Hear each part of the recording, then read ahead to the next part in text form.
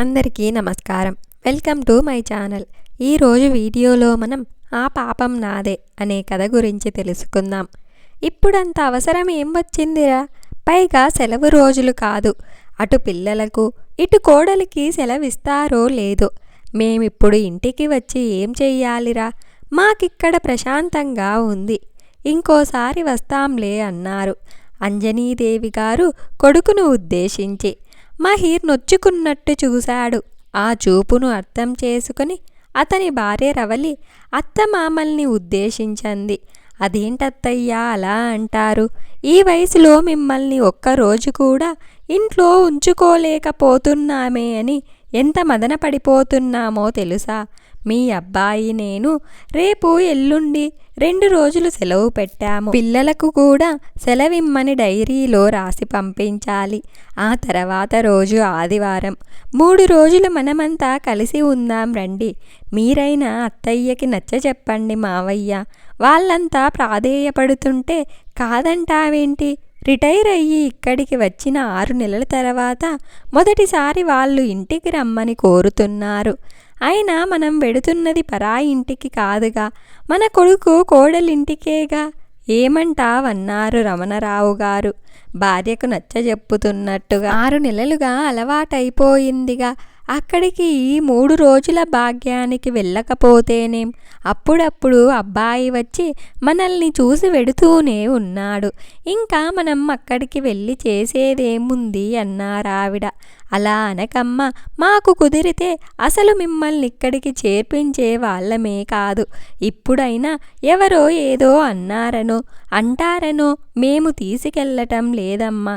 మిమ్మల్ని మనస్ఫూర్తిగా ఇంటికి ఆహ్వానిస్తున్నాము అంటూ కోడలి వైపు అర్థోక్తిగా చూసిన చూపులోని అంతరార్థం గ్రహించిన అంజనాదేవి గారికి ఆ మాటలు కొడుకు మనసులోంచి రావటం లేదని, పెదవులపై నుంచే వచ్చాయని అర్థమయ్యింది.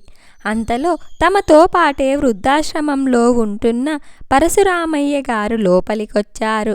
హలో అంకుల్, బాగున్నారా అంటూ ఆయన్ని పలకరించాడు మహీధర్. తాను కూర్చున్న కుర్చీలోంచి లేచి ఆయన పాదాలకు నమస్కరించి కూర్చోండంకుల్ అన్నాడు. తాను నేల మీద చతికిలపడుతూ. ఎంతసేపయ్యిందయ్యా వచ్చి? మా అబ్బాయి పవన్, భార్య, పిల్లలు ఎలా ఉన్నారు అడిగారాయన. పవన్, మహీధర్ ఒకే ఆఫీస్లో పనిచేస్తున్నారు. బానే ఉన్నారంకుల్. మీరెలా ఉన్నారో చూసి రమ్మన్నారు. మీకు తమ నమస్కారాలు చెప్పమన్నారు. ఒకే ఆఫీస్లో పనిచేస్తున్న వాడు ఆ సెక్షన్కి హెడ్, నేను ఈ సెక్షన్కి హెడ్. వర్క్తో ఒకే బిజీ. మొన్న ఆ కాకినాడ క్యాంపుకి వెళ్ళాడు. ఈ వారం రాలేనని చెప్పమన్నాడు. మీరైనా అమ్మకి నాన్నగారికి చెప్పండి అంకుల్. రేపు ఎల్లుండి నేను రవలి పిల్లలు సెలవు పెట్టాం. అమ్మని నాన్నగారిని ఇంటికి తీసుకెళ్లేటందుకు వస్తే వాళ్ళు రామంటున్నారు. మీరు చెప్పండి అంకుల్ అన్నాడు మహీధర్ పరశురామయ్య గారితో. వెర్రి నాగన్న, అన్నయ్య గారు మాకు చెప్పాలేంట్రా? అక్కడకు వచ్చి నీకనవసరమైన ఇబ్బంది కలిగించటం ఎందుకని? నేను బట్టలు సర్దుతాను, మీరు మాట్లాడకుండా ఉండండి అన్నారు అంజనాదేవి గారు కొడుకు తల ఆప్యాయంగా నిమురుతూ. ఆంటీ ఏరి ఆయనతో కబుర్లలో పడిపోయాడు మహీధర్. ఆయన కోడలు, మనవలు విశేషాలడుగుతూ ఉండిపోయింది రవలి. వీడియో పూర్తిగా చూసే ముందు ఒక లైక్ చేసి స్టోరీ చివరి వరకు చూసి ఎలా ఉందో కామెంట్ చేయండి. మీరు చేసే ఒక లైక్, ఒక కామెంట్ వలన మరిన్ని ఇంట్రెస్టింగ్ వీడియోస్ చేయాలనిపిస్తుంది. మధ్యలో రమణారావు గారిని సంప్రదిస్తూనే 3 రోజులుండేందుకు అవసరమైన లగేజీని సిద్ధం చేశారు అంజనాదేవి గారు. వాళ్ళు తెమిలాక తల్లిదండ్రులను తీసుకొని బయలుదేరాడు మహీధర్ భార్య రవలితో సహా. వదిన గారికి చెప్పండి అన్నయ్య గారు, 3 రోజుల్లో అంటే ఆదివారం సాయంత్రం వచ్చేస్తాం. ఇంతకీ ఆవిడ ఎరి అని అడిగారు అంజనాదేవి. అలసటగా ఉందని పడుకుందమ్మా, నేను చెబుతాన్లే, మీరు వెళ్ళిరండి. మీరు లేని ఈ 3 రోజులు ఈ ఓల్డేజ్ హోమ్ మరీ ముసలిదైపోతుంది. అయినా తప్పదు కదా, వెళ్ళిరండి రమణ అన్నారాయన. కొడుకుని కోడల్ని అనుసరించారు రమణరావు దంపతులు. కొడుకు ఇంటికి వచ్చాక స్నానపానాదులు పూర్తి చేసుకుని హాల్లో టీవీ చూస్తూ మనవల కోసం ఎదురు చూడసాగారు రమణారావు దంపతులు. రాత్రి 8:30 సమయం. ఓ వాడిపోయిన బచ్చలి తీగల్లా వచ్చారు అంకిత, మదన్. నానమ్మ, తాతగారు అంటూ అమాంతం ఒడిలో వాలిపోయారు.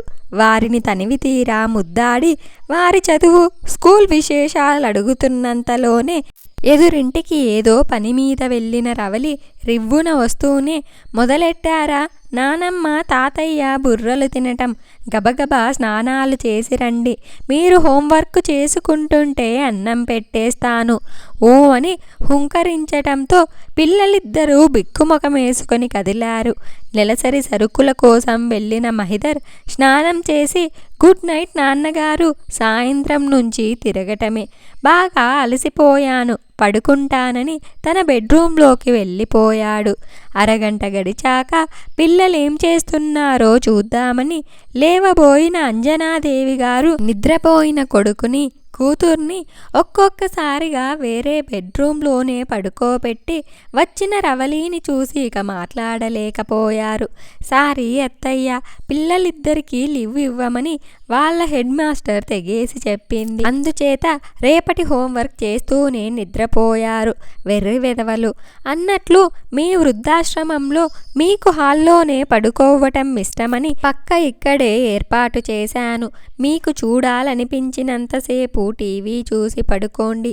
ఉదయం మాట్లాడుకుందామనేసి బెడ్రూంలోకెళ్ళి తలుపు వేసుకుంది అంజనాదేవి గారు భర్తకేసి. అందుకే నేను రానన్నది అన్నట్టుగా చూసి లేచి మనవల బెడ్రూంలోకి వెళ్ళి వాడిపోయిన కలువల్ల గాఢ నిద్రలో ఉన్న మనవల నుదుట ముద్దాడి హాల్లోకి వచ్చారు. అప్పటికే టీవీ కట్టేసి నిద్రకు ఉపక్రమించిన రమణారావు గారి పక్కన నిద్రకు పరిక్రమించారు. ఉదయం లేచి బ్రష్ చేసుకుని వంటగది వైపు వస్తున్న అంజనాదేవి గారు ఆగిపోయారు.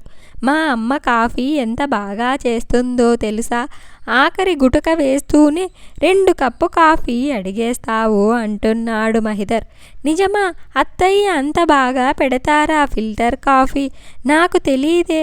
అయినా రోజు నా చేతి కాఫీ తాగుతూ ఒక్కరోజైనా ఆ మాట చెప్పలేదేం? నీ మొహం, చాలాసార్లు అన్నాను, నువ్వు వినిపించుకొని ఉండవు. అలాగే అమ్మ వంట చేసిందంటే ఇక మరునాటి వరకు భోజనం చెయ్యనవసరం లేదు. అయితే ఈ 2 రోజులు మీ అమ్మగారి చేత వంట చేయించుకోండి బుంగమూతి పెడుతూ అన్న రవలి వంటగదిలోంచి బయటికి రాబోతూ అత్తగారిని చూస్తూనే అంది ఫిర్యాదు చేస్తున్నట్టు. చూడండి అత్తయ్య, మీరేంటో బాగా వంట చేస్తారట. అంటే ఇంతకాలం నుంచి నా వంట కర్మకాలి తింటున్నారనేగా అర్థం. పోనీలేమ్మా, అలాగని ఎందుకనుకోవాలి? ఈ 2 రోజులు నువ్వు వంట ముట్టుకుంటే నా మీద ఒట్టే, సరేనా అంటూ కాఫీ కలపడం కోసం నడుం బిగించారామె. భోజనాలైన వెంటనే ఆఫీస్ నుంచి అర్జెంటు ఫోన్లు రావటంతో విసుక్కుంటూ మహిదర్ కాలనీలో మరో ఆఫీసర్ గారి భార్య దగ్గర క్లచ్ వర్క్ నేర్చేసుకుని వస్తానని రవలి వెళ్ళిపోయారు. మళ్ళీ ఎప్పుడో సాయంత్రం వేళకు వచ్చారు. అప్పటికే రాత్రి వంట కూడా పూర్తి చేసేశారు అంజనాదేవి గారు. తాను నేర్చుకున్న వర్క్, కొత్తగా నేర్చుకున్న ఎంబ్రాయిడరీ వర్క్ చేసిన చీరలన్నీ చూపుతూ కబుర్లు చెబుతుండగానే పిల్లలు వచ్చారు. మళ్ళీ గత రాత్రి టైం టేబులే. ఇదే విధంగా శనివారం కూడా గడిచిపోయింది. రేపు సెలవే కదా, ఈ వేళైనా పిల్లలతో మేము కాసేపు కబుర్లు చెప్పుకోవచ్చా అడిగారు రమణారావు గారు కోడల్ని. అయ్యో, ఎంత మాట! వాళ్ళకి ఖాళీ లేక కానీ, లేకపోతే మీతో ఎన్నెన్నో కబుర్లు చెప్పేవారు. పిల్లలు, ఈ వేళంతా మీరు తాతగారితో నానమ్మతో కబుర్లు చెప్పుకోండి, మీ ఇష్టమంటూ పర్మిషన్ ఇచ్చింది రవలి. ఆ కొద్ది సమయానికే బ్రహ్మానందపడిపోయారు ఆ దంపతులు. అందరూ భోజనాలయ్యాక టీవీ ముందు కూర్చున్నారు. అది రమణారావు దంపతులు ఉంటున్న వృద్ధాశ్రమంపై రూపొందించిన ప్రత్యేక కార్యక్రమం. ఆ వృద్ధాశ్రమంలో వృద్ధుల మనోగతాలు, వ్యధలు, వెతలు, ఏ పరిస్థితులలో తాము అక్కడికి చేరినది, నిర్మోహమాటంగా వెల్లడిస్తున్నారు. తమ ప్రస్తుత పరిస్థితిని వివరిస్తూ తమను అక్కడ చేర్పించిన తమ పిల్లలకు ఆ ఆస్తి రాకుండా చెయ్యాలని ఆ భగవంతుని ప్రార్థిస్తున్నామని, వారెక్కడున్నా క్షేమ, స్థైర్య, విజయ, ధైర్య, ఐశ్వర్య, ఆరోగ్యాలతో సుఖంగా శాంతిగా జీవించాలని కోరుకుంటున్నామని విలపిస్తూ ఆశీర్వదించారు. కొందరు వృద్ధులైతే వెక్కి వెక్కి ఏడ్చారు. తమను అక్కడ చేర్చాక కనీసం బ్రతికున్నామో లేదో చూసే నాదుడే లేడని. పరశురామయ్య గారు, ఆయన భార్య కూడా మాట్లాడారు. మహిధర్, రవలి ముఖాలు నల్లగా అవ్వటం గమనించారు రమణారావు దంపతులు. ఆ కార్యక్రమం మీద తీవ్ర నిరసన తెలియచేసింది రవలి. వాళ్ళ పిల్లలు ఎటువంటి పరిస్థితుల్లో తమ ఇళ్లల్లో ఆ తల్లిదండ్రుల్ని ఉంచలేకపోతున్నారో ఆ టీవీ వాళ్ళకేం తెలుసును? అయినా ఆ ముసలాళ్ళు కూడా అంత నిర్మోహమాటంగా తమ పిల్లలు ఎంత వెధవలో అలా బహిరంగంగా చెప్పేయాలా? ప్రజలందరి ముందు వెధవల్ని చెయ్యాలని కాకపోతే అంటూ పోనీలేమ్మ, వాళ్ళ మనసులో బాధ కొద్దీ అని ఉంటారు. అనాలో మీలా వారానికో నెలకో ఒకసారైనా వచ్చి కనిపించి వెళ్తుంటే ఆ ముసలి ప్రాణాలు ఎంత సంతోషిస్తాయో అది వాళ్ళంతట వాళ్ళు తెలుసుకోవాలి. కానీ ఎవరేం చెయ్యగలం అన్నారు అంజనాదేవి.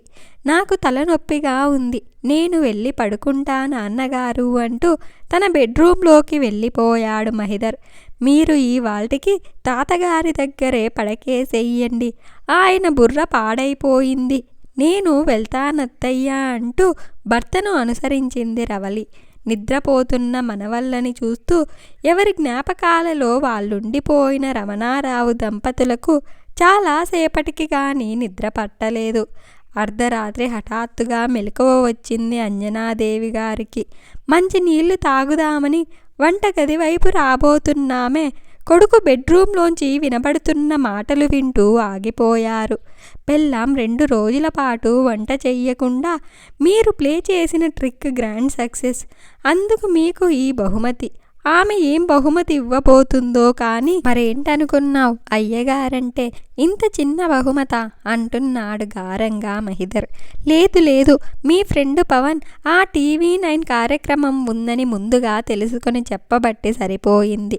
వెంటనే మీ అమ్మా నాన్నల్ని అక్కడి నుండి తప్పించి తీసుకొచ్చేసా. అదే వీళ్ళు కూడా అక్కడే ఉండగా ఆ కార్యక్రమం జరిగి ఉంటే మన గురించి వీళ్ళేం చెప్పేవారో ఏమో.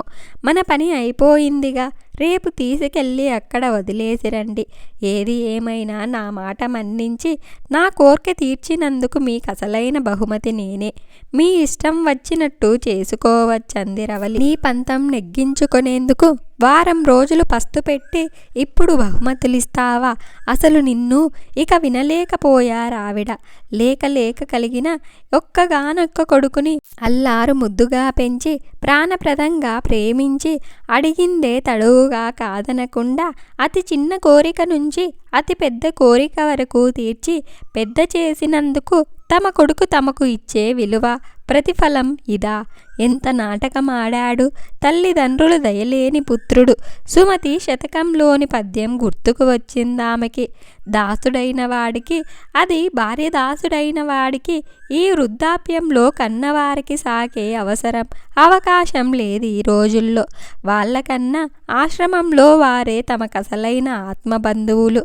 తనకు మాలిన ధర్మం పనికిరాదు నాయన అని నేర్పినందుకు నీవు నేర్పిన విద్యయే నీరజాక్ష అన్నట్టు చేశాడు. ఈ శిక్ష అనుభవించాల్సిందే. అవును, ఈ పాపం మాదే. ఉదయాన్నే లేచి ఒక్క క్షణం కూడా ఇక్కడ ఉండకూడదని నిర్ణయించుకొని మంచినీళ్లు కూడా తాగడం మర్చిపోయి వచ్చి గాఢ నిద్రలో ఉన్న భర్త పక్కన పడుకొని బెడ్ లైట్ కేసి చూస్తూ ఉండిపోయారామె. ఉదయాన్నే లేచి వారు ఆశ్రమాలకు వెళ్ళిపోయారు. ఇంత మంచి కథను మనకు అందించిన కొత్తపల్లి ఉదయ్ బాబు గారికి ధన్యవాదాలు. నా వీడియో కనుక మీకు నచ్చినట్లయితే ఒక లైక్ చేసి స్టోరీ ఎలా ఉందో కామెంట్ చెయ్యండి.